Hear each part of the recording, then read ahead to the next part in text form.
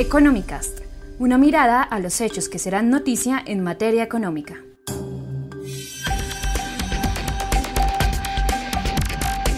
Lectores de Portafolio, tengan ustedes un buen día. Los saludamos para presentarles Economicast, con las noticias económicas y de negocios más importantes de Colombia y el mundo. Y llega Edmer Tovar, quien es el editor del periódico Portafolio, para hablarnos del gran evento de esta semana, que es la posesión del nuevo presidente de la República, Iván Duque Márquez. Edmer Tovar, ¿cómo me le va?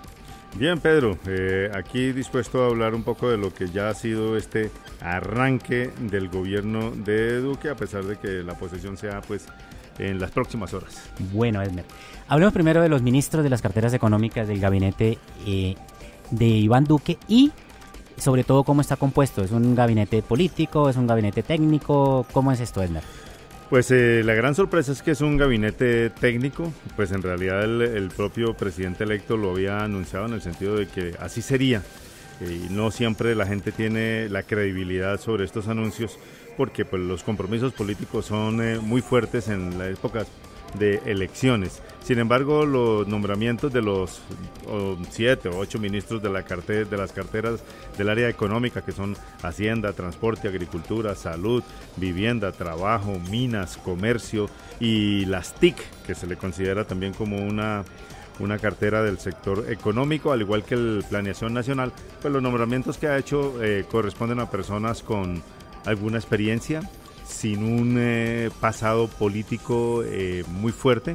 Quizás las dos carteras que tengan pasado político fuerte son, por su propia condición, son la Cancillería, que es Carlos Holmes Trujillo. Todos saben que ha sido pues un líder político del Valle del Cauca, y también en la cartera del Interior, que por su propia naturaleza debe ser político, y está Nancy Patricia Gutiérrez, que toda su vida ha sido conocida como en el Congreso de la República. ¿Por qué no recordamos, Edmer, a los oyentes los nombres de las carteras, de los ministerios y de las personas que lo van a ocupar? Exacto, Pedro, eso es un tema muy bueno porque la gente tiene que irse familiarizando a partir del martes, que ya el ministro de Hacienda será Alberto Carrasquilla.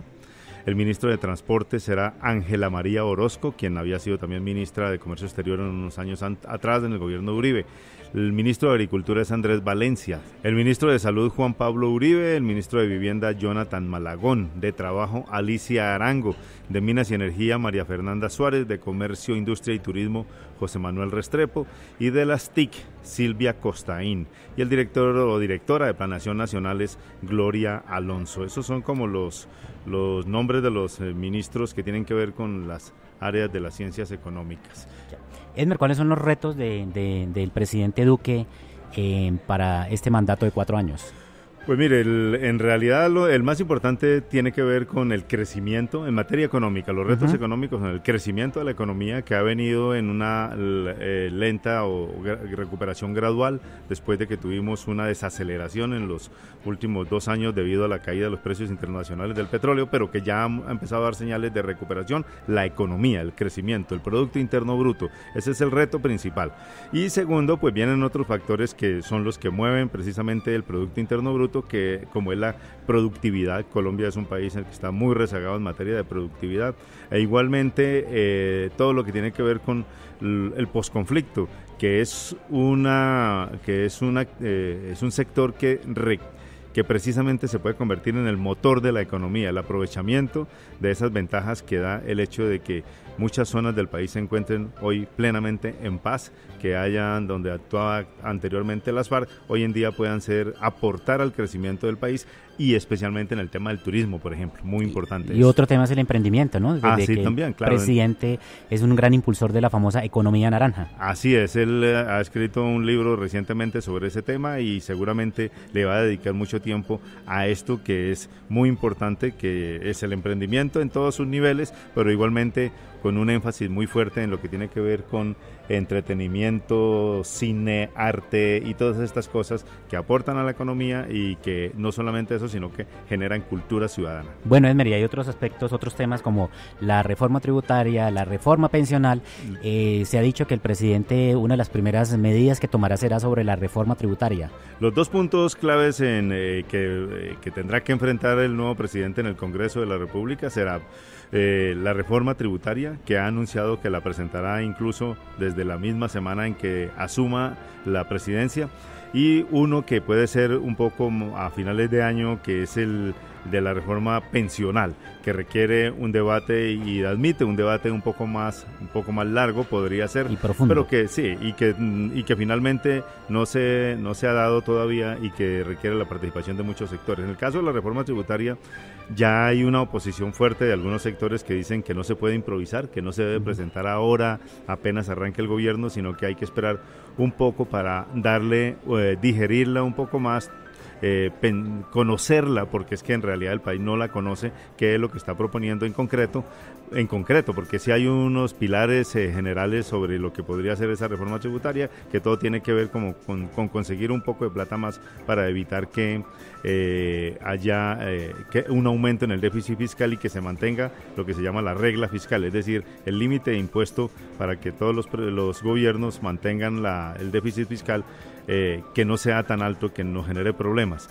Entonces, pues seguramente allí va a haber una discusión muy grande y todavía no sabemos si efectivamente se va a presentar en los próximos días al Congreso, se va a radicar ese proyecto de ley, y el presidente preferiría seguro que se discutiera en el Congreso y no que se haga una discusión por fuera. En cambio, la reforma pensional, seguramente lo más claro es que sí va a haber una discusión previa entre el público, las comunidades, la gente, escuchar a muchos más sectores, porque tiene un impacto muy fuerte sobre el bolsillo y sobre todo sobre el futuro, porque se trata de la pensión, involucra a todos, incluso a los que hoy en día son adolescentes y que ya están acercándose a ingresar a la etapa laboral, pero que no lo hacen, lo harán en los años más tarde, y tendrán que saber cómo es que se van a pensionar dentro de 40, 30, 40 y un poco más de años. Bueno, Edmer, y lo otro por decir, finalmente es que será una administración muy portafolio, ¿no? Sí, desde que el presidente de la República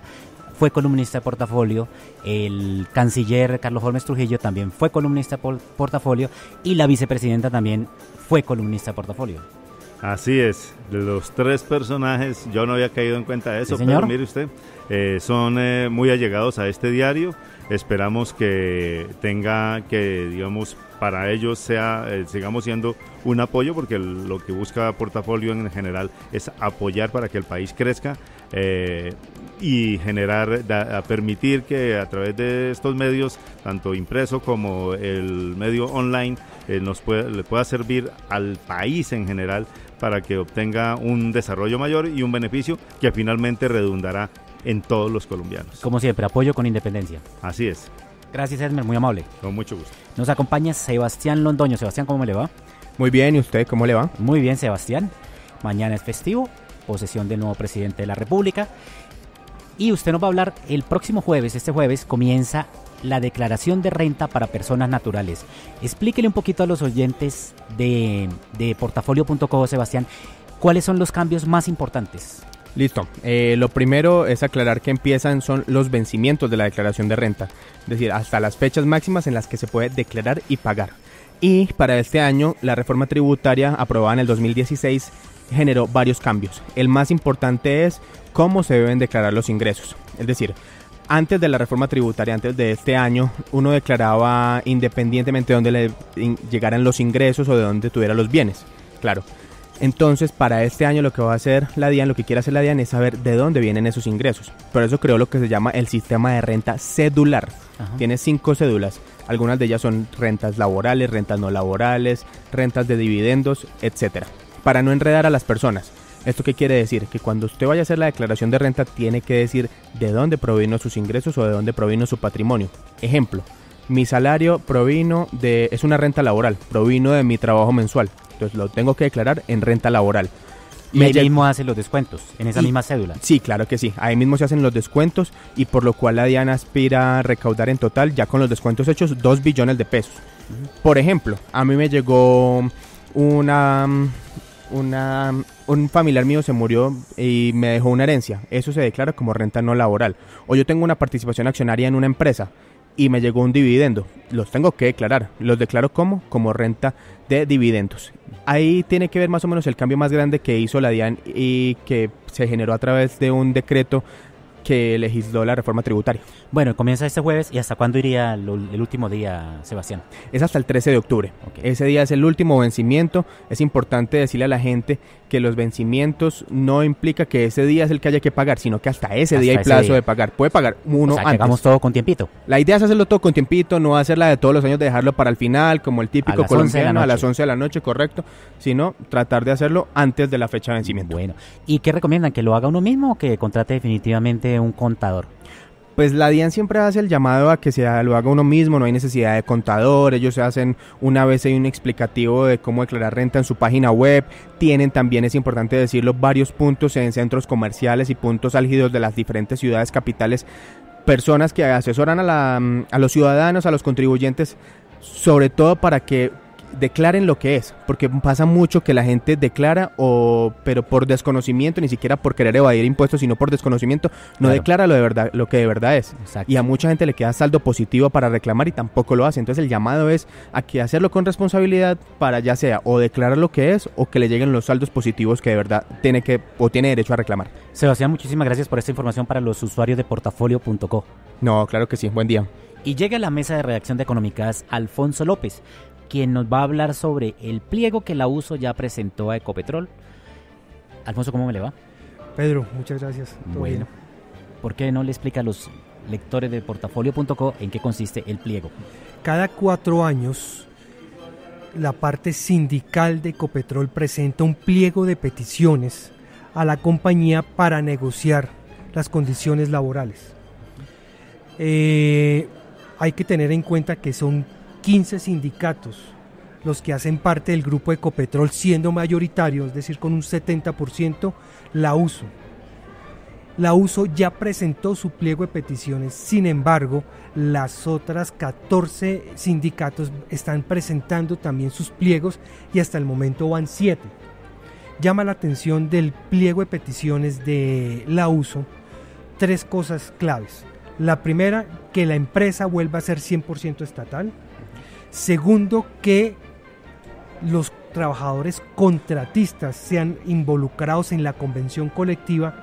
Y segundo, los viáticos, que aumentan más o menos en un 120% para los viajes nacionales y para los viajes internacionales.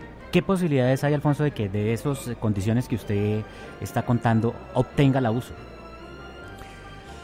Muy complejo, según lo que pudimos establecer con fuentes de Ecopetrol.